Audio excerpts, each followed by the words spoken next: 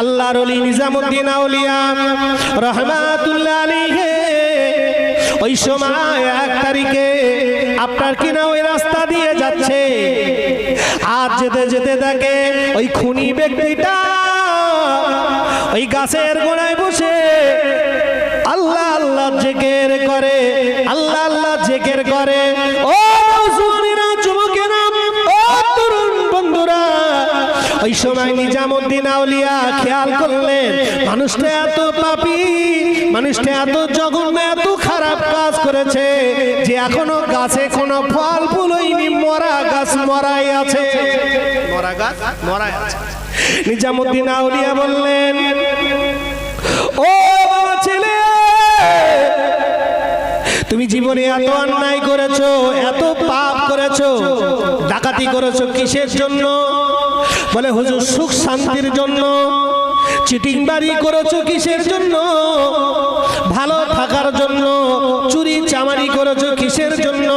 গাড়ি বাড়ি চাপবো, ভালো মন্দ খাবো, বিলাসিতা করবো, বাচ্চা কাচ্চা আমার বিরাট হাসি খুশিতে থাকবে। মানুষকে খুন করেছো কিসের জন্য? টাকা পাবো বলে। নিজামুদ্দিন আউলিয়া বলে, বাবা তুমি যে লক্ষ লক্ষ টাকা পেলে, ওই টাকায় তুমি কি একলা খেয়েছো? বলে জি না হুজুর, এই টাকা আমার বিবি খেয়েছে, এই টাকাতে আমার সন্তানাদি খেয়েছে, এই টাকাতে আমার বাপ খেয়েছে, এই টাকা আমার মা খেয়েছে, এই টাকা আমার বোন খেয়েছে। বলে বাবা মার্ডার করেছো তুমি একা, আর তোমার টাকায় সবাই মিলে খেয়েছে। তুমি কি জানো এটা অন্যায়?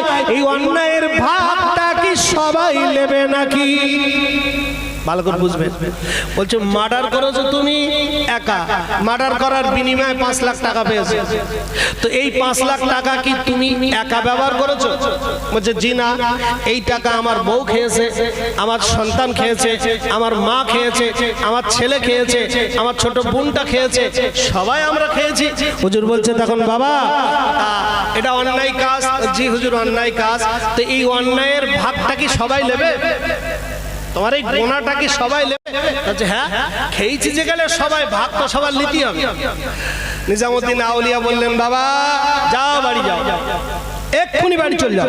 বাড়ি গিয়ে তোমার মা, তোমার বিবি, তোমার মেয়ে, তোমার ছেলে, তাদেরকে গিয়ে বলো যে মামা আমি তো চুরি করি, তোমরা সব জানো, আমি তো ডাকাত, সব জানো, তা আমার এই ডাকাত করা পয়সা, চুরি করা পয়সা, মার্ডার করা পয়সা, ছিনতাই করা পয়সা সব তো তোমরা খেলে, তা এটা তো গুনাহগার, এটা তো অন্যায়ের পয়সা, হারাম টাকা।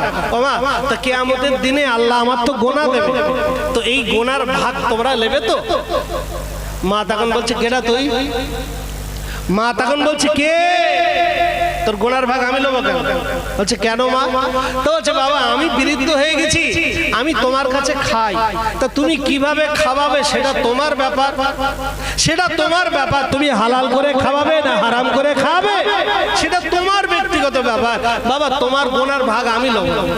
বিবির কাছে গেছি, বিবি ও বিবি আমি তো ডাকাতি করে এনে তোমার খাওয়াচ্ছি, দামি দামি শাড়ি কিনে এনে দিচ্ছি, বিরাট ভালো মন্দ যখন যেটা যা বলছো সব তোমার এনে দিচ্ছি, তো এটা তো অন্যায় কাজ, অন্যায়ের টাকা, তো এই অন্যায়ের ভাগটা তুমি নেবা?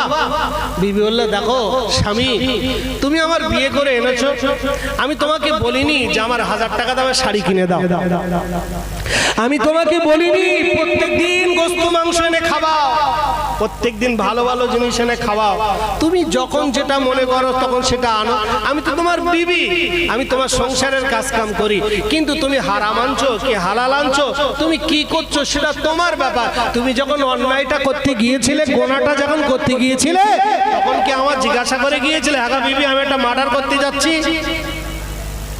আমি মার্ডার করতে যাচ্ছি, আমি চুরি করতে যাচ্ছি, আমি ডাকাতি করতে যাচ্ছি, অমুকের দোকান কাটতে যাচ্ছি, অমুককে ফেলে দিতে যাচ্ছি, আমাকে বলেছিলে? তা আমি তোমার গোনার ভাগ নেবো কেন? তুমি কি করে এনেছো, কিভাবে খাবিয়েছো, আমি তোমার বিবি, হালাল খাওয়াচ্ছ কি হারাম খাওয়াচ্ছ সেটা তোমার ব্যাপার, আমি তোর গোনার ভাগ আমি নিতে পারবো না। সন্তানের কাছে যাবে, গিয়েছে, বলছে বাপ আমি তোমার আব্বা, বাবা তা আমি তোমার বাপ, একটু হারাম পয়সা রোজগার করে আনি, চিটিংবাজি করি, চুরি ডাকাতি করি, কেড়ে নেই, এইসব টাকা পয়সা আনি, তা এনে তো তোমার তো বিরাট বিলাসিতা, বিরাট আমার রং তামাশা। তা কিয়ামতের দিনে তুমি এই গুনার ভাগটা নেবা তো? ছেলে তখন বলে আব্বা আমি তো ছোট মানুষ, আমি তো ইনকাম টিনকাম করিনি, তুমি আমার বাপ, তা তুমি আমাকে খাওয়াও, কি খাওয়াও তুমি জানো, আমার চাওয়ার কথা আমি চাই তুমি দাও, এখন কোথা থেকে দাও, কোন টাকা দাও আমি তা তো জানি না, ওসব ভাগ আমি লোব না ভাই। কিয়ামতের দিন দুনিয়ায় কিয়ামত হয়ে যাচ্ছে, কিয়ামত তো হবে কিন্তু দুনিয়াতেই কিয়ামত হয়ে যাচ্ছে। কেউ হলো না, বুনো হলো না, মেয়েও হলো না, কেউ হলো না, কেউ গুনার ভাগ লেবে না, লেবে না, লেবে না। সামান্য মরে দেখো, মরে দেখো, তোমার জন্য সংসার চলে না, তোমার জন্য বিবি পাগল, মেয়ে পাগল, সন্তান পাগল, পাড়া প্রতিবেশী পাগল। চোখটা বন্ধ করে দেখো, যেখানকার যা তাই যা তাই, যে যা ধান্দায় চলে। দুনিয়াটা একটা স্বার্থের জায়গা, দুনিয়াটা একটা লোভের জায়গা, দুনিয়া একটা হিংসা ফাসাদের জায়গা, দুনিয়া একটা অশান্তির জায়গা। সেই জায়গায় তুমি ডুবে আছো আখেরাত ভুলে গিয়ে, আখেরাত ভুলে গিয়ে তুমি মনে করছো আমি টাকা বাড়ালে আমার সম্মান পাহাড় হয়ে যাবে। কদিনের জন্য, কদিনের জন্য, বেশি দিনের জন্য না। মূর্খের স্বর্গে বাস করছো তুমি, মূর্খের স্বর্গে, শুনে রেখে দিও। তো এইবারে বাপ যখন সবাই বইমুখ করে ফেরত দিল, নিজামুদ্দিন আউলিয়ার কাছে গিয়ে খুব কাঁদছে, হুজুর আপনি যেটা বললেন সেটা, আপনি যেটা বললেন সেটা, যে আজ থেকে আমি খাঁটি তওবা করব, আর আমি ওদের প্রতি আর ভরসা করব না, আমার খাওয়া হোক আর না হোক আমি হারাম পয়সা, হারাম দিকে যাব না। আপনি আমার জন্য খাস দোয়া করেন। যখন নিজামুদ্দিন আউলিয়া খাস দোয়া করলো, হুজুর বললেন বাবা এখানে বসে থাকো, আমি আবার কিছুদিন পরে আসব, যেদিন এসে দেখবো গাছে ফল ফুল হয়ে গেছে, সেদিন মনে করবে আল্লাহ তোমার তওবা কবুল করেছে। আর বজরে বলবেন না, আর একবার চিল্লে বলবেন না, নারী তাকবীর। কিছুদিন পরে আল্লাহর ওলি নিজামুদ্দিন আউলিয়া স্বপ্ন জেগে দেখছে যে ওই বান্দাটা যে গাছের গোড়ায় বসে আছে, ওই গাছের তলা, ওই গাছে আল্লাহ ফল ফুল আল্লাহ ভরিয়ে দিয়েছে। আল্লাহ পাকের ওলির দরবার থেকে, আল্লাহর ওলি, আল্লাহর তরফ থেকে ইলহাম চলে আসলো, আমার বান্দা আল্লাহ তোমার খাঁটি তওবা আল্লাহ এই মুহূর্তে কবুল করে নিয়েছে। জোরে বলেন সুবহানাল্লাহ। আর একবার জোরে হবে না, আর একবার চিল্লে হবে না, নারে তাকবীর, নারে তাকবীর, একবার দরুদ শরীফ, আল্লাহুম্মা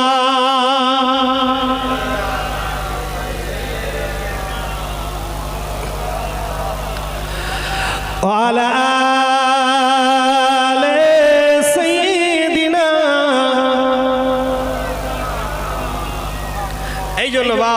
হাতে ধরে পায়ে ধরে প্রত্যেকের কাছে দাবি করব, আপনারা দুনিয়াদারি করুন, যতটুকু প্রয়োজন ততটুকু, হারাম পন্থায় যান না, হালাল ভাবে চলুন, সেটা অল্প হোক, আল্লাহ বরকত দেবে, আল্লাহ বরকত দেবে। নওজওয়ানেরা, তরুণেরা, যুবকেরা গভীরভাবে আলোচনা বোঝেন। আজকে আমরা যে দুয়ার মজলিসে এসেছি, আমাদের মনিরুল হাবিব সাহেবের আব্বা গত কয়েকটা বছর হয়ে গেল দুনিয়ার জমিন থেকে বিদায় নিয়ে চলে গিয়েছে। ও নওজওয়ানেরা, যুবকেরা, আজকে তার সন্তানেরা একটা দুয়ার মাহফিল কায়েম করেছে। এই দুয়ার মাহফিল কায়েম করতে হবে। কেন কায়েম করতে হবে? আল্লাহ নবী বলেছেন, আল্লাহ রাসূল দিন দুনিয়ার বাদশা হাবিবুল্লাহ নবী আবার জানিয়ে দিয়েছেন। আল্লাহ নবী বলেছেন, ও আমার সাহাবারা, আমি নবী জানিয়ে দিলাম, আও ওয়ালাদিন সালিহুন ইয়াদউ লাহু, পৃথিবীর জমিনে নেক সন্তানেরা যদি দোয়া চায়, আল্লাহ নবী বলেছেন, ইজামাতাল ইনসানু ইন কাতাউ আমালুহু ইল্লা মিন সালাসাতিন ইল্লা মিন সাদাকাতিন ইল্লা মিন জারিয়াতিন আও ইলমুন ইয়ানতাফাউ বিহি আও ওয়ালাদিন সালিহুন ইয়াদউ লাহু। আল্লাহ নবী বলেছেন, রাসূলুল্লাহ জানিয়ে দিয়েছেন, পৃথিবীর জমিন থেকে মানুষ যখন মারা যায় তার সমস্ত আমল বন্ধ হয়ে যায়। মরা মানুষের নামাজ পড়তে পারে না, মরা মানুষ দান করতে পারে না, মরা মানুষ রোজা রাখতে পারে না, মরা মানুষ হজে যেতে পারে না, মরা মানুষ কোরআন পড়তে পারে না। এক কথায় মানুষ যখন মারা যায় তার সমস্ত আমল বন্ধ বন্ধ হয়ে যায়, কেবলমাত্র কিছু আমল জারি থেকে যায়। তার ভিতরে একটা আমল হলো, আপনি যদি মসজিদ বানিয়ে দেন, ওই মসজিদ বানাবার বিনিময় আল্লাহ পাক আপনার কবরে নেকি দেবে। আপনি যদি একটা মাদ্রাসা বানিয়ে যান, মাদ্রাসায় সহযোগিতা করেন, ওই মাদ্রাসা সহযোগিতার বিনিময় আল্লাহ আপনার কবরে নেকি দেবে। আপনি যদি একটা ঢালাই করা রাস্তা বানিয়ে দিয়ে যান, ওই ঢালাই করা রাস্তার বিনিময় আল্লাহ আপনার কবরে নেকি দেবে। আপনি যদি সমাজের কিছু কাজ, একটা টিউবওয়েল বানিয়ে দিয়ে যান, একটা পুকুর পুষ্করণী বানিয়ে দিয়ে যান, আল্লাহ নবী বলেছেন এগুলো সমাজের কাজ, সমাজের উন্নয়নমূলক কাজ। এই কাজের বিনিময় আল্লাহ আপনার কবরে নেকি দেবে। পরে নবী বলেছেন আওয়ালাদিন সালিহুন ইয়াদুলাহু, আর একটা নেকি হলো, নবীজি বললেন ও দুনিয়ার বাপেরা, ও দুনিয়ার মায়েরা, আমি নবী জানিয়ে দিলাম আল্লাহ তোমাদের সন্তান দিয়েছে, ছেলে অথবা মেয়ে দিয়েছে। তুমি তোমার একটা ছেলেকে নামাজি বানিয়ে রেখে আসো, তুমি তোমার একটা ছেলেকে কোরআন পড়নেওয়ালা বানিয়ে রেখে আসো, তুমি তোমার একটা সন্তানকে দিনদার বানাও, পরেজগার বানাও, আল্লাহওয়ালা বানাও। নবীজি বলেছেন যখন কোনো বাপ মারা যাবে, ওই মারা যাবার পরে তার সন্তানটা যদি নামাজি হয়, ওই নামাজের বিনিময় বাপ মা কবরে শুয়ে শুয়ে নেকি পাবে। ছেলেটা যখন হজে যাবে, হজের বিনিময় বাপ মা কবরে শুয়ে নেকি পাবে। ছেলেটা যখন রোজা রাখবে, রোজা রাখার নেকি বাপ মা কবরে শুয়ে পাবে। ছেলেটা আপনার কিনা দান করবে, দানের নেকিটা বাপ মা কবরে শুয়ে পাবে। এক কথায় ছেলে ভালো কাজ করলে ভালো কাজের নেকি আল্লাহ পাক কবরের ভিতরে পৌঁছে দেবে। হবে না সুবহানাল্লাহ? আর চিল্লা হবে না সুবহানাল্লাহ? নারে তাকবীর। তাহলে বিশ্ব নবী বলেছেন একটা সন্তান পৃথিবীতে উপযুক্ত করে রেখে যাও। উপযুক্ত বলতে তাকে নামাজি বানিয়ে রেখে যাও, সৎ বানো। আওয়ালাদিন সালিহুন ইয়াদউলাহু, নেক সন্তান একটা পৃথিবীতে রেখে যাও। ওই নেক সন্তানটার ওসিলায় আল্লাহ কবরবাসীর কবরের আযাব আমার আল্লাহ একটু মাফ করবে। জোরে বলে কাদের বলেছেন? নেক সন্তান। তাহলে নেক বলতে এখন নেক করতে গেলে কি করে করতে হবে? নেক হতে গেলে আপনাকে আলেম হতে হবে, নেক হতে গেলে আপনাকে কোরআন পড়নেওয়ালা হতে হবে। যদি আপনার ভিতরে জ্ঞান না থাকে, আল্লাহর ভয়, ইত্তাকুল্লাহ, আল্লাহর ভয় যদি আপনার ভিতরে না থাকে, আপনি নেককার হতে পারবেন না। আল্লাহর প্রতি পূর্ণাঙ্গ ভরসা। তো এই পূর্ণাঙ্গ ভরসা আনতে গেলে আপনাকে আলেম হতে হবে, কোরআন পড়নেওয়ালা হতে হবে, এক কথায় সৎ হতে হবে। তো সতের একটা রাস্তা আছে, সতের একটা পদ্ধতি আছে, রাস্তা আছে। সেই পথটা আপনাকে অবলম্বন করতে হবে। যেমন নবীজি বলেছেন তলাবুল ইলমি ফারিদাতুন আলা কুল্লি মুসলিমি ওয়া মুসলিমাত, প্রত্যেক নর ও নারীকে ইলম শিক্ষা করা হলো ফরজ। কি শিক্ষা করা? কথা বলেন বাবা। ইলম শিক্ষা করা হলো ফরজ।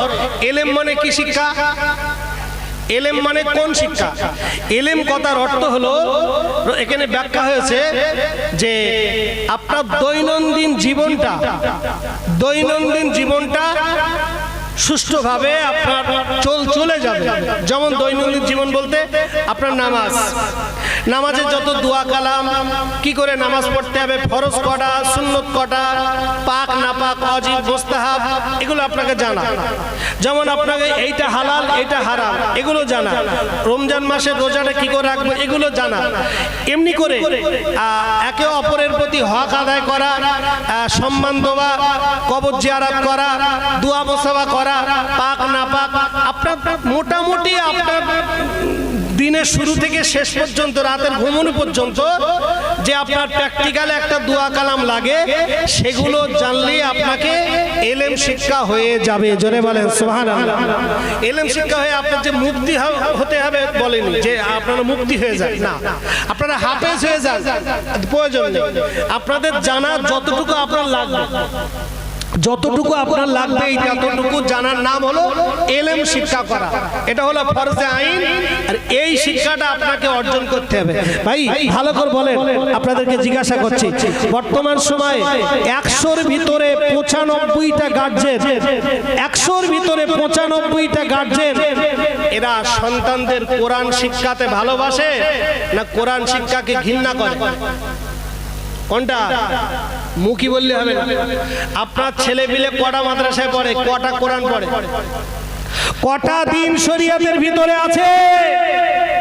এই যে আখিরি জামানা, শেষ জামানা, আর রাসূলুল্লাহ বলেছেন কিয়ামতের একটা বড় আলামত হলো মানুষের ভিতরে দ্বীনি শিক্ষা উঠে যাবে, দ্বীনি শিক্ষার প্রতি মানুষের আগ্রহ থাকবে না। সামান্য মুক্তবে কোরআন পড়ে, ইমাম সাহেবের মাইনে 50 টাকা বা 100 টাকা, 4-5 মাসের মাইনে বাকি দিতে চায় না, মুক্তবের টাকা হাফেজ সাহেবকে দিতে চায় না, কোরআন পড়ালে যোগ্যতা মর্যাদা দিতে চায় না। কিন্তু ওই বাচ্চাটা, আপনার বাচ্চাটা ইংলিশ মিডিয়ামে পড়বে, টিউশনি প্রতি মাসে মাসে 1500-2000 টাকা, 1000 টাকা টিউশনি আপনি দিচ্ছেন, একদিনও মাসের শুরুতে টাকা দিতে হচ্ছে, মাস শেষ টাকা ফেলতে হচ্ছে। আর যে শিক্ষা আপনার কবর পর্যন্ত নিয়ে যাবে, যে শিক্ষা মানুষের মানসিকতা শিক্ষা দেবে, যে শিক্ষা আপনার কিনা সমাজ গড়া শিক্ষা দেবে, সেই শিক্ষাটা আপনি দেবেন, সেই শিক্ষার প্রতি আপনার গুরুত্ব নেই, আপনার গুরুত্ব নেই। কথা বুঝেছে? এই জন্য এটা হলো কিয়ামতের একটা বড় আলামত। রাসূল বলেছেন আখিরি জামানায় মানুষের ভিতর থেকে দ্বীন শিক্ষার গুরুত্ব উঠে যাবে, দ্বীন শিক্ষার গুরুত্ব উঠে যাবে। এই বাচ্চাগুলোকে দিলি তবেই তো আপনাকে শিখবে, তবেই তো আপনাকে মান্যতা দেবে। রাসূল বলেছেন তোমরা যদি আমাকে নবী মুহাম্মদ বলে মানো, আমাকে যদি উম্মাত বলে দাবি করো, আমাকে যদি নিজেকে নবী বলে মানো, তাহলে আমি নবী বলছি কমসে কম তোমাদের বাচ্চাদিগকে একটু ধর্মীয় শিক্ষা দাও। জোরে বলে, আরেকবার চিল্লে বলবেন না? কারণ ধর্মীয় শিক্ষা না থাকলে সে জাতি কখনো উন্নতি হতে পারে না। নবী বলেছেন শিক্ষা হলো জাতির মেরুদণ্ড। এখন কোন শিক্ষা? তুমি যে শিক্ষা শেখাচ্ছ তো ইঞ্জিনিয়ারিং হওয়ার জন্য, টাকা ইনকাম করার জন্য শেখাচ্ছ, মানুষ করার জন্য শেখাচ্ছ না। বর্তমানে উচ্চ শিক্ষা শিক্ষিত হয়ে কি হবে যদি সুশিক্ষা না থাকে? যদি সুশিক্ষা না থাকে, আপনার ছেলেকে ডাক্তার মাস্টার করেন না, নবীজি নিষেধ করেনি। আল্লাহ নবী বলছে তোমার ছেলেকে ডাক্তার বানাবে, বানাও। তোমার ছেলে লয়ার হবে, হোক। তোমার ছেলে থানা বড়বাবু হোক না, তোমার ছেলে উকিল হবে, হোক। তোমার ছেলে চাঁদে যাক, চন্দ্রযান 3-তে যাক, মহাকাশে যাক। তোমার ছেলে প্লেনের পাইলট হোক, তোমার ছেলে ট্রেন চালাক, তোমার ছেলে বিজ্ঞান হোক, তোমার ছেলে রাষ্ট্রপতি হোক, তোমার ছেলে লয়ার হোক, তোমার ছেলে প্রফেসর হোক, হোক না। আমি নবীও চাই, কিন্তু আমি নবী এটা কি বলতে পারি না কমসে কম তোমার বাচ্চাটাকে একটু ধর্মীয় শিক্ষা দাও, ধর্মীয় শিক্ষা দাও। কারণ ধর্মীয় শিক্ষা যে জাতি না থাকবে সে জাতি মেরুদণ্ড ভাঙা। আল্লাহর কোরআন শরীফ যখন সর্বপ্রথম দুনিয়াতে নাজিল হয়েছিল, গারে হেরা, জাবালে নূর পাহাড়, হাজী সাহেবরা গিয়েছে, দেখে এসেছে জাবালে নূর পাহাড়। আম্মাজান খাদিজাতুল কুবরা কত কষ্ট করে সেখানে নবীকে খানা নিয়ে যেতেন। আমরা গিয়েছি কত কষ্ট করে, কি করে মা খাদিজা যেতেন। সেই গারে হেরা রাসূলুল্লাহ আছে, কোরআন নাজিল হলো, কোরআন নাজিল হলো। ওই কোরআনের প্রথম শব্দটাই, কোরআনের প্রথম আয়াত 6666টা আয়াতের ভিতরে সর্বপ্রথম যে আয়াতটা দুনিয়াতে এসেছিল সেই আয়াতটাই ছিল পড়ো। কি ছিল? পড়ো। ইকরা বিসমি রাব্বিকাল্লাযী খলাক। তুমি তোমার প্রভুর নামে পড়ো, পড়ো। তো তুমি তোমার প্রভুর নামে পড়ো। ও ভাই, কোরআন যখন আমরা পড়ি, আমরা সর্বপ্রথম আল্লাহর নাম নিয়ে পড়ি না? বিসমিল্লাহির রহমানির রহিম। আজানের আগে বিসমিল্লাহির রহমানির রহিম, নামাজের আগে বিসমিল্লাহির রহমানির রহিম, ওয়াজ নসিহতের আগে বিসমিল্লাহির রহমানির রহিম। আপনার কিনা যে কোনো ভাত খাবেন বিসমিল্লাহির রহমানির রহিম, যে কোনো কাজ শুরু করবেন বিসমিল্লাহির রহমানির রহিম বলবেন, কারণ এটা পড়তে হবে। কিন্তু আপনি যখন বাংলা বইটা পড়বেন, আপনি যখন সায়েন্স নিয়ে পড়বেন, আপনি যখন বিজ্ঞান নিয়ে পড়বেন, আপনি যখন ভূগোল পড়বেন, আপনি যখন রাষ্ট্রবিজ্ঞান পড়বেন, আপনি যখন বিভিন্ন রকম থিওলজি নিয়ে সব পড়াশোনা করেন, একবারও কি তাতে বলা হয়েছে যে বিসমিল্লাহ দিয়ে শুরু করো? আমি ওই পড়াটাকে ঠিল্লি করছি না, ওই পড়াটাকে অবজ্ঞা করছি না, কিন্তু তোমার নবী বলেছে তুমি অ্যাজ এ ইসলাম ধর্মের মানুষ, তুমি একজন মুসলমান ঘরের জন্ম, তোমার শুরুটা হওয়া ছিল বিসমিল্লাহির রহমানির রহিম, পরম করুণাময় আল্লাহর নামে শুরু করেতেছি। জোরে বলেন সুবহানাল্লাহ, জোরে হবে না সুবহানাল্লাহ? তাহলে তুমি আল্লাহর নামে ওখানেই গোড়ায় ভুলে যাচ্ছ। তুমি যে শিক্ষা শেখাচ্ছ ও শিক্ষায় আল্লাহর নাম নেই, ও শিক্ষা আল্লাহ থেকে দূরে সরানো শিক্ষা, উচ্চ শিক্ষা, মাল কামানো শিক্ষা, টাকা পয়সা ইনকাম করার শিক্ষা। তোমার ছেলে প্রফেসর হবে, doctor, master, MLA, MP, barrister, বিরাট কিছু হবে, বৈজ্ঞানিক হবে, সে সায়েন্স নিয়ে পড়বে, সে বড় ডাক্তার হবে, সে চাঁদে যাবে। এগুলো কি টাকা পয়সা ইনকাম একটা রাস্তা, কিন্তু আপনার ছেলেকে মানুষ করতে গেলে দেখেন, মানুষ, সুশিক্ষা আর উচ্চ শিক্ষা দুটো আলাদা। এমন শিক্ষা দিন, সুশিক্ষা, যে শিক্ষার ভিতরে মানবতা পাওয়া যাবে, যে শিক্ষার ভিতরে প্রেম পাওয়া যাবে, যে শিক্ষার ভিতরে ভ্রাতৃত্ব পাওয়া যাবে, যে শিক্ষার ভিতরে নবী মুহাম্মদের আকর্ষণ, যে শিক্ষা নবী মুহাম্মদের ভালোবাসা পাওয়া যাবে। জোরে বলেন, আরেকবার জোরে বলেন। তবেই তো ওই শিক্ষা মর্যাদাবান হবে, তবেই ওই শিক্ষা দাম হবে। কারণ বাবাজি, কবরে যখন আপনাকে দোয়া হবে, কবরে যখন আপনাকে দোয়া হবে, কবরে দোয়ার পরে আমরা সবাই 3 মোটা করে মাটি দেবো। মিনহা খলাকনাকুম ওয়া ফিহা নুঈদুকুম ওয়া মিনহা নুখরিজুকুম তারাতান উখরা। এই দোয়াটার মানে কি জানেন? মিনহা খলাকনাকুম, এই মাটি থেকে তোমাকে বানানো হয়েছে। মিনা খলাকনাকুম ওয়া ফিহা নুঈদুকুম, আবার এই মাটিতে তোমাকে দোয়া হচ্ছে, দোয়া হচ্ছে।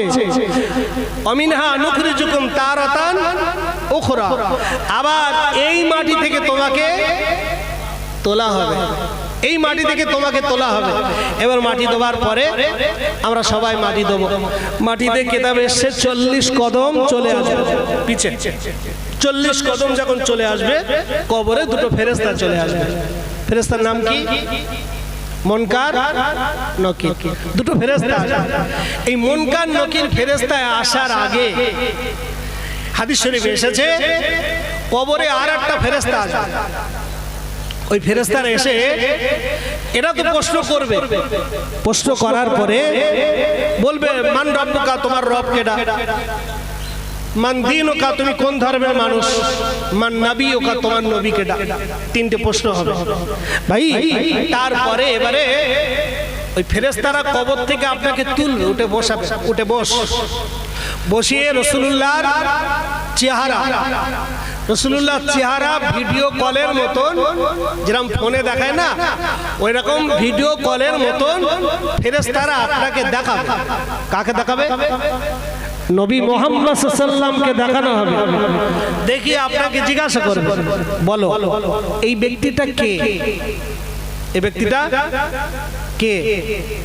এখন কথা হলো এটাই, যারা নবীর তরিকায় চলেছে, নবীকে মহব্বত করেছে অন্তর থেকে।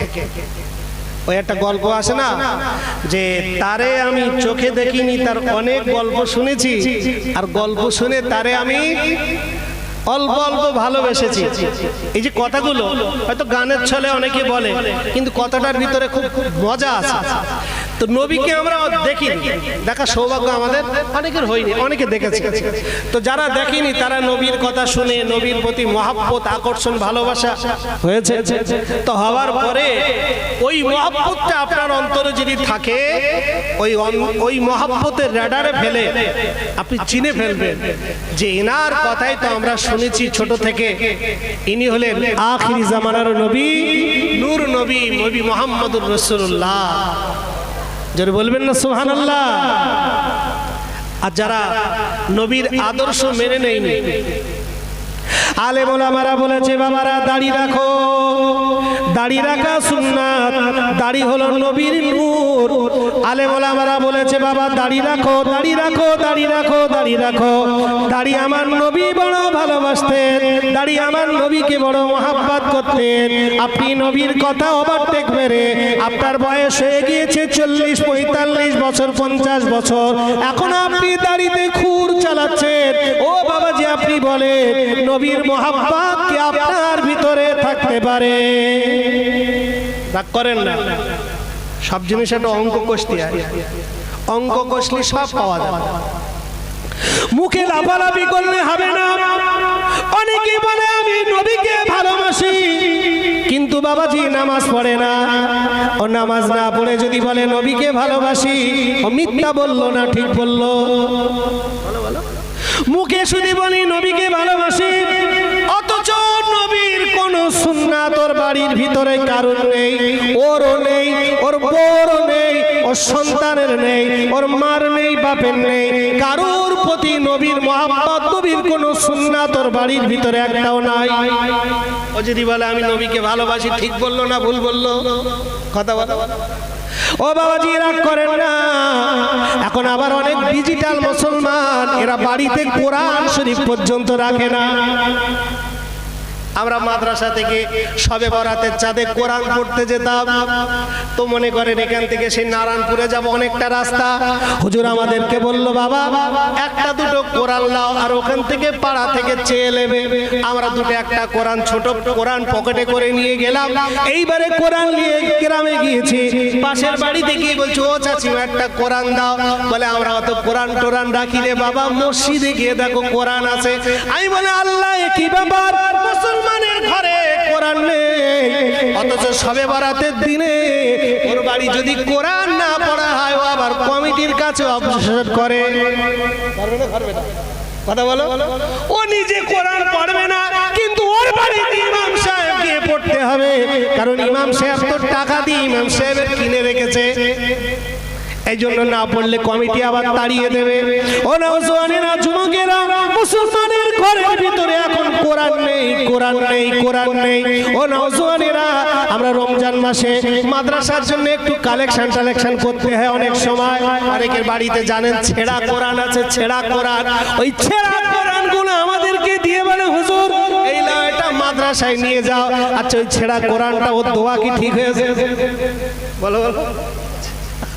ছেঁড়া কোরআন দান করবে, একটা ভালো কোরআন আমাদের দান করতে পারলো না, ও জীবনে দান করে না। ছেঁড়া কোরআনটা হুজুর এসেছে দিয়ে দিল আপনার কিনা, তার মানে কি? অনেক বললো আপদ পার করে দিলাম, কোরআনটা বাড়ি রয়েছে, কত বিয়াদবি হচ্ছে। ও বাবাজি, কোরআন বাড়ি থাকলে বিয়াদবি হয় না, কোরআন বাড়ি থাকলে গজব পড়ে না, কোরআন বাড়ি থাকলে আল্লাহর রহমত ওই বাড়িতে বর্ষণ হয়। কোরআন বছরে একবার সেখানে পায়খানা করেছে, ইঁদুরি কেটে বাস ফেলে দিয়েছে, ইঁদুরি কেটে একদম ওপর থেকে নিচু পর্যন্ত সব কেটে ফেলেছে, একবারও দেখে না। আর বাড়ি টিভি দেওয়া আছে, সপ্তাহে সপ্তাহে মোছে, সপ্তাহে সপ্তাহে সেটাকে সাফ হয়, পরিষ্কার হয়, সপ্তাহে সপ্তাহে মাসে মাসে গেলাপ পাল্টাচ্ছে। এই গেলাপটা খারাপ লাগছে, পূর্ণ হয়ে গিয়েছে, ভালো একটা গেলাপটা এনে ডিসটা আপনার কিনা ওই কি বলে ওটা এলসিডি, এখন তো টিভিতে না এলসিডি, সব দেয়ালের গায়ে বেঁধে রেখেছে, এলসিডিটা সুন্দর করে আপনার কিনা ঢেকে ঢেকে রাখছে। ও মুসলমান, আপনি বলুন এই ব্যক্তিটা যদি বলে আমি নবীর উম্মত, এই ব্যক্তিটা যদি বলে আমি নবীকে ভালোবাসি, আপনার বিশ্বাস আছে? কোরআন কোথায় রয়েছে খবর নেই, কোরআন ইঁদুরি কেটে নিয়ে পালাচ্ছে, সেখানে টিকটিকের পায়খানা করেছে, বাসা বেঁধেছে, সেসব কোনো ধান্দানি। ও টিভি টেলিভিশন সপ্তাহে সপ্তাহে মসবে, বেড কভার পাল্টাবে, পর্দা পাল্টাবে, আর এটা একটা আকর্ষণ জিনিস, এটা না দেখলে বাবুর ঘুম হবে না। এই কথাগুলো আপনাদের বিরাট রাগ হচ্ছে বলে। বর্তমান সময় আপনি বলেন, যদি বলেন নবীকে মহব্বত করি, নবীকে ভালোবাসি, কোন অ্যাঙ্গেল থেকে আপনি নবীকে ভালোবাসেন আমাকে একটু বুঝিয়ে দেন চাচা। আমরা বলি চাচা দাড়ি রাখো, দাড়ি রাখো, দাড়ি রাখো। আচ্ছা 50-55 বছর যখন একটা লোকের হয়ে যায়, সে দাড়িটা কাটে কি করে? বলো বলো, সে দাড়িটা কাটে কি করে? আর মানায়? আর মানাবে না। তাহলে এইবার তো মরবে ও। এইবার যখন মরবে ফেরেশতা কবরে যখন দিয়ে আসবে, দেখো দাড়ি কাটা, ফেরেশতারা চিনতে পারবে না, শালা আমার গানা কি কথা। ফেরেশতারা বলবে আমার গানা, এ তো উল্টো হয়ে গেছে, এ ও পোড়া দিকে কবরে চলে এসেছে। আল্লাহকে ফেরেশতারা বলবে আল্লাহ এ তো সে আমার গা পাখি বানাতে দেখায় না, আমার গা বাসার পাখি না। আবার আল্লাহ বলবে হ্যাঁ ও আমার গাই, তবে একটু ভালো করে ধর, ভালো করে ধর, কথা বুঝলে? ফেরেশতারা পর্যন্ত চিনতে পারবে। ওই জন্য বাপ, যদি নবীর মহব্বত যদি থাকে আপনার মুখে ফুটে উঠবে। আল্লাহ নবীর একজন সাহাবার একটা দাড়ি ছিল, তো একটা দাড়ি রাসূলুল্লাহ ওই সাহাবা যখন নবীর দরবারে আসতেন, রাসূলুল্লাহ ওই সাহাবাটার দিকে তাকায় আর মিসকে মিসকে হাসে। এখন সাহাবাটা মনে করে যে আমার একটা দাড়ি দেখে তাই মনে হয় ঠাট্টা করে, একটা দাড়ি দেখে তাই মনে হয় ঠাট্টা করে। ও একদিন দুদিন তিন দিন চার দিন কয়েকদিন দেখে দেখে দেখে দেখে ওরা ভালো লাগে।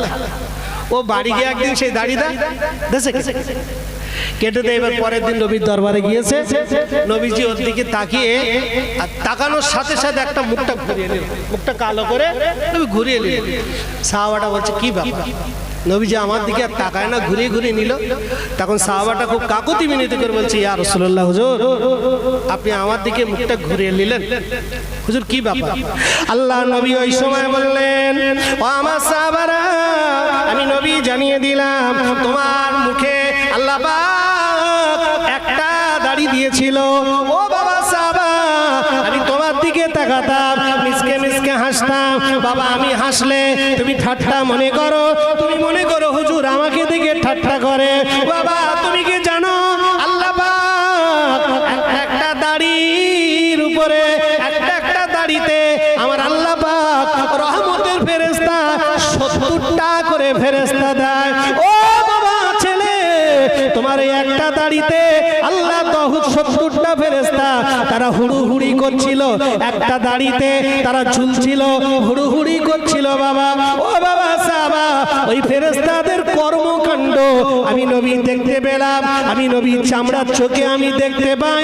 ও আমার সাহাবারা, আমি নবী দেখে আর ফেরেশতাদের কাণ্ড দেখে আমি হাসাহাসি করি। বাবারা আমি নবী তোমার দাড়ি দেখে হাসি না।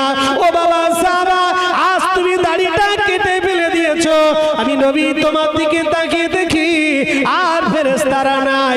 তোমার ভিতরে তোমার মুখেতে আল্লাহ একটা নূরের চমক দিয়েছিল, ওই চমকটা আজ আর নাই।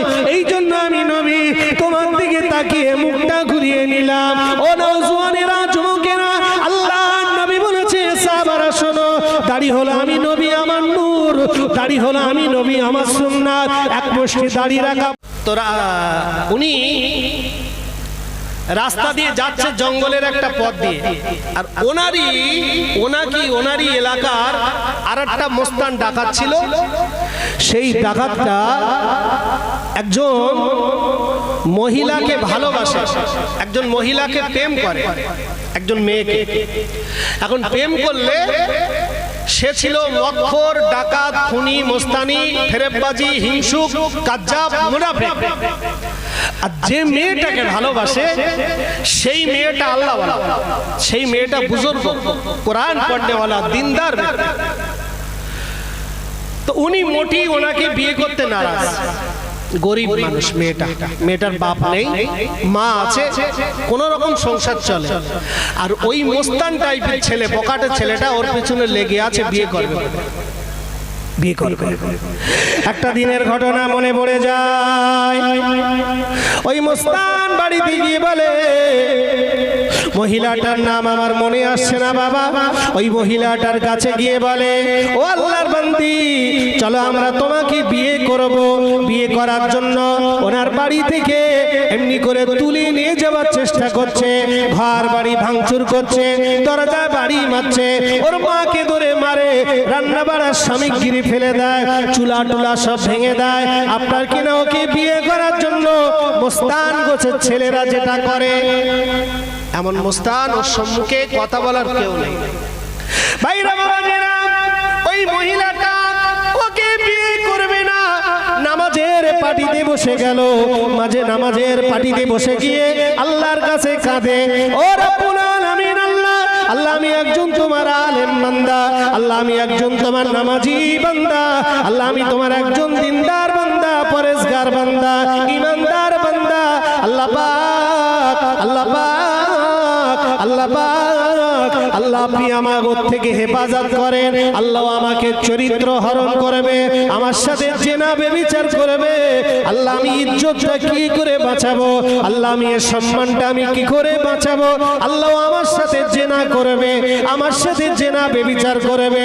ও রব্বুল আলামিন, আল্লাহ, আল্লাহ আপনি আমাদের ইজ্জতের মালিক। আল্লাহ তো ইজ্জু মান তাশা ওয়া তুযিল্লু মান তাশা, আল্লাহ তুমি সব কিছুর মালিক। আল্লাহ তুমি আমার ইজ্জতকে হেফাজত করো। নামাজি মহিলাটা নামাজের পাটি পরে কাঁদে, ওদিকে আপনার কিনা ওই ছেলেটা বিরাট হুঙ্কার দেয়, বিরাট আপনার কিনা বাড়াবাড়ি শুরু করে দিয়েছে। ওরা বাড়াবাড়িতে ওই মহিলাটা আর থাকতে পারলেন না। ওই মহিলাটা কি করলেন, আপনার কিনা ঘরের ভিতরে দরজা লাগিয়ে দিয়ে আপনার কিনা নিজের ওন্নাটা দিয়ে, নিজের ওন্নাটা দিয়ে আপনার গলায় দড়ি দিয়ে ফাঁস দিয়ে মারা গেল। ওই মহিলাটা যখন মারা গেল, ওই ডাকাত গোছের ছেলেটা, বদমায়ের ছেলেটা দেখলেন মহিলাটা মারা গিয়েছে, ও চলে আসলো, ও রিটার্ন হয়ে চলে আসছে। বাবা ও মুরব্বী আব্বারা, আবার তো সময় মহিলাটা যখন মারা যায়, গ্রামবাসীরা ওকে কবরস্থ করার জন্য, কবর খোঁড়ার জন্য একটা নির্জন স্থানে, ফাঁকা জায়গায়, নিরালা নির্জন স্থানে ওই মহিলাটার কবর দিয়ে আসে। বাবা ওই মহিলাটার কবরস্থ করে আসে। মহিলাটার কবরস্থ করে চলে আসার পরে গ্রামবাসীরা সব বাড়ি চলে আসলো। বাড়ি চলে আসার পরে ওই মুস্তান গোছের ছেলে, ওই আপনার কিনা লম্পট চরিত্র হেনা ছিল, আপনার কিনা ওই ছেলেটা রাতের বেলা গভীর রজনীতে আস্তে আস্তে আস্তে আস্তে আস্তে আস্তে ওই কবরস্থানে চলে গিয়েছে। কবরস্থানে গিয়ে কবরটা খুঁড়ে ফেলেছে। কবরটা খুঁড়ে ফেলে ওই মহিলার সাথে, মরা মহিলাটার সাথে, ওর সাথে জেনা করবে, ওই কবরে ধর্ষণ করবে। কবরের ভিতরে মৃত মহিলাটার সাথে, ওই মহিলাটার সাথে জেনা ব্যভিচার করবে, ওই মহিলাটার কবরে গিয়ে জেনা করবে। আপনার কিনা কবর খুঁড়ছে, আপনার কিনা বাঁশবাকারি কবরটা যখন সরায়, ও নওজোয়ানেরা, যুবকেরা, আপনার কিনা এমত অবস্থা, নিজামুদ্দিন আউলিয়ার আমলের কথা বলছি বাবা। নিজামুদ্দিন আউলিয়ার দরবারে আর একজন মানুষ ছিল। ওই মানুষটা উনি রাতের বেলা ওই রাস্তা দিয়ে যাচ্ছে, আর দেখে ওই রাতের বেলা কে যেন মাটি খুঁড়ছে, কে যেন মাটি খুঁড়ছে, মাটি খুঁড়ছে। উনি বললেন, হাগা কে ওখানে, কে ওখানে মাটি খুঁড়ছো তুমি?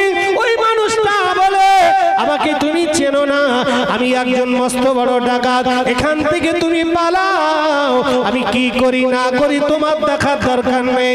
ওই সময় ওই নিজামুদ্দিন আউলিয়ার ভক্তটা বলেছিল, কে গো বাবা তুমি, তুমি আমাকে কি চেনো, আমাকে তুমি চেনো না। এই বলে দুজনের ভিতরে কথা কাটাকাটি হচ্ছে।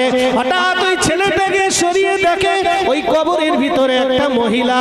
বলে, মহিলাটার সাথে তুমি কি করবে? ওই সময় মহিলা আপনার কিনা ওই ব্যক্তিটা বললেন, আমি ওই ব্যক্তিটাকে খুব ভালোবাসতাম, ওকে পাওয়ার জন্য আমি অনেক চেষ্টা করেছি, ও গলায় দড়ি দিয়ে আত্মহত্যা করেছে, তাই কবরে গিয়ে আমি ওর ইজ্জত হরণ করার চেষ্টা করছি। যে বলেছি ইজ্জত হরণ করার চেষ্টা করছি, সঙ্গে সঙ্গে ওই ব্যক্তিটার কাছে তরোয়াল ছিল, ওই তরোয়াল দিয়ে ওই মুস্তানের কল্লাটা নিচে নামিয়ে দিয়েছে। যেই বলেছে যে ওর ইজ্জত হরণ করব, এও একটা মোস্তান, এ ওকে কল্লাটা হরণ করে একদম নিচে লাভিয়ে দিয়েছে, দেহটা লাভিয়ে দিল। দেহটা যখন লাভিয়ে দিল, দিয়ে এবারে ওই ব্যক্তিটা, উনি এর আগে 99টা খুন করেছে, ওই ব্যক্তিটা 99টা খুন করেছে। 99টা খুন করার পরে ও রাত্রের বেলা আল্লাহর ভয়ে ওই রাত জেগে জেগে ঘুরে আর যেখানে সেখানে তওবা তিল্লা করে, নামাজ কালাম পড়ে, আর একটা গাছের গোড়ায় বসে আল্লাহ বিল্লাহ করে। আর ওই গাছের উনি নিজামুদ্দিন আউলিয়া বলেছিল যে বাবা একটা শুকনো গাছের গোড়ায় দিয়ে বলেছিল বাবা তুমি এই গাছটার গোড়ায় বসো, এই গাছটা যতদিন না পর্যন্ত ফল ফুল মানে গাছের কচি কচি পাতা লতা না ছাড়বে ততদিন মনে করবে তোমার গুনাহ আল্লাহ মাফ করিনি। ভালো করে বুঝবেন, তোমার গুনাহ আল্লাহ মাফ করিনি ততদিন মনে করবে। তো উনি ওই গাছের গোড়ায় বসে আল্লাহ আল্লাহ করছিল, আর এদিকে ওই শয়তানটা ওই কবর খুঁড়ছিল ওর জেনা করবে। ভালো, তা এ তখন বলছে যে আমি খুন করেছি 99টা, এতদিন খারাপ উদ্দেশ্যে খুন করেছি, তো আজকে একটা খুন করব 100 পূরণ করব ভালো উদ্দেশ্যে। জোরে বলে, জোরে হবে না? আজকে একটা খুন ভালো উদ্দেশ্যে করব বলে ওকে মেরে দিল। মেরে দেওয়ার পরে আবার ওই গাছের গোড়ায় বসে আল্লাহ আল্লাহ করছে, কিন্তু মনের ভিতরে খুব কাকুতি মিনতি হচ্ছে, মনের ভিতরে খুব দুর্বল হয়ে যাচ্ছে যে আমার আল্লাহ কি মাফ করবে বলে গাছের গোড়ায় বসে খুব কাঁদছে, খুব কান্নাকাটি করছে। ভাইরা, বাবাজিরা, নওজওয়ানেরা, তরুণেরা, যুবকেরা গভীরভাবে আলোচনা বোঝেন।